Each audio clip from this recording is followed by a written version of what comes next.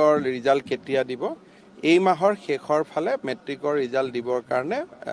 সেৱাই সম্পূৰ্ণ ব্যৱস্থা লৈছে স্বাস্থ্য বিভাগত চতুৰ্থ শ্ৰেণীৰ পৰীক্ষাৰ ফলাফল 16 তাৰিখে দিব আৰু এই ফলাফলটো দিয়াৰ পিছত আমাৰ 45,000 নিযুক্তিৰ পথ প্ৰশস্ত হৈ পৰিব অহা 26 তাৰিখে আমি নিযুক্তি পত্ৰ খানাপাৰা ভেটেনাৰী ফিল্ডত আমি দিয়াৰ ব্যৱস্থা কৰিছোঁ তাৰ উপৰি যিসকল দিব্যাংগ ব্যক্তি নিৰ্বাচিত হৈছে তেওঁলোকৰ হেল্থ চেকআপ বা মেডিকেল এক্সামিনেশ্যনো 15 তাৰিখৰ পৰা অৰ্থাৎ অহা কালিৰ পৰা আৰম্ভ হ'ব আমি চেষ্টা কৰিছোঁ যে নিযুক্তিপ্ৰাপ্ত প্ৰাৰ্থীসকলক যিমান দূৰ পাৰি ঘৰৰ কাষৰ জিলা বা ঘৰুৱা জিলা বা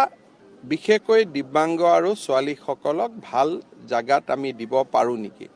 কিছুমান বিভাগত সম্ভৱ নহ'ব কিছুমান বিভাগত সম্ভৱ হ'ব যতদূৰ পাৰি আমি প্ৰচেষ্টা হাতত ল'ম